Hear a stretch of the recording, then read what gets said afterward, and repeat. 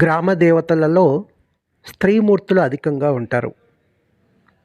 అలాంటి గ్రామ దేవతలలో ఒకరు రేణుక ఎల్లమ్మ.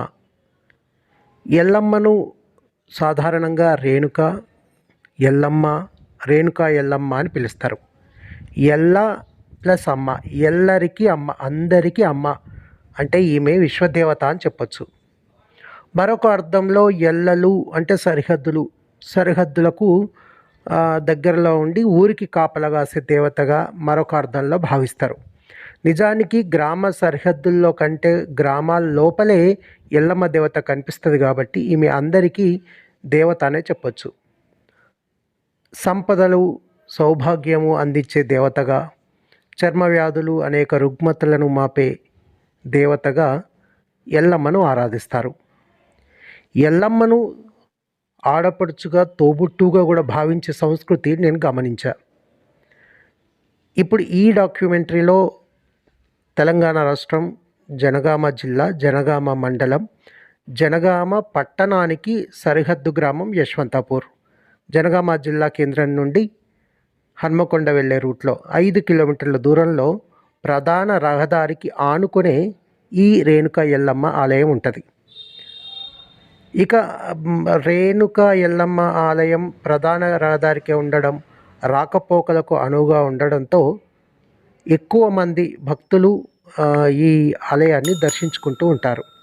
చాలా చిన్న దేవాలయమే అయినప్పటికీ కూడా అనువైన ప్రాంతం కావడంతో భక్తుల రద్దీ ప్రతి ఆదివారం, మంగళవారం ప్రాంతాలలో పండుగ రోజులలో ఎక్కువగా కనిపిస్తారు.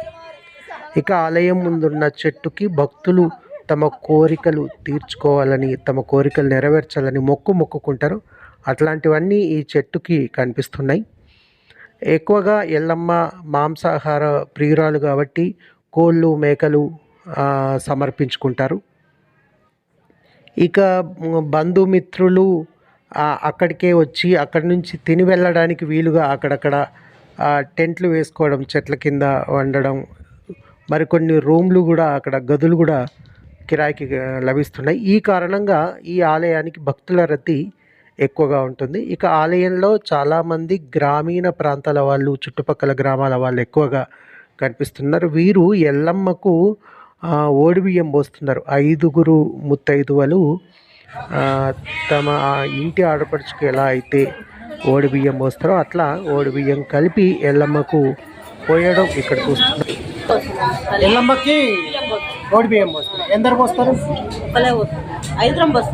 5 పోస్తారు.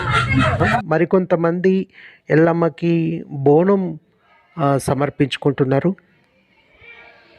ఇట్లా ఒక గ్రామ దేవత ఆరాధన ఎలా జరుగుతుంది, గ్రామ దేవతకు సమర్పించే మొక్కులు ఎలా ఉంటాయి, భక్తుల విశ్వాసాలు ఎలా ఉంటాయో ఈ దేవాలయం దగ్గరికి వెళ్తే మనం చూడొచ్చు.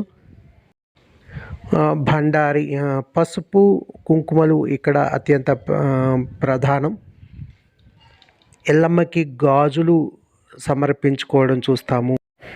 ఇక ఎల్లమ్మ కథ ప్రకారము జమదగ్ని తన భర్త, అతడి ఆగ్రహావేశాలకు గురైన ఎల్లమ్మ తన కొడుకు చేత శిరస్సు ఖండించబడుతుంది. తిరిగి అదే కొడుకు పరశురాముడు ఆమె శిరస్సును అతికించి బ్రతికిస్తాడు. ఇది ఎల్లమ్మ కథ.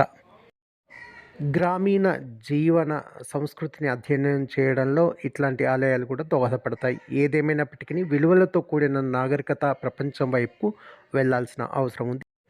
ఇది మన చరిత్ర, మన సంస్కృతి, మన డిస్కవరీ ఛానల్. ఈ వీడియో షేర్ చేయండి, ఈ ఛానల్ని సబ్స్క్రైబ్ చేయండి, మీ అభిప్రాయం తప్పక తెలపండి.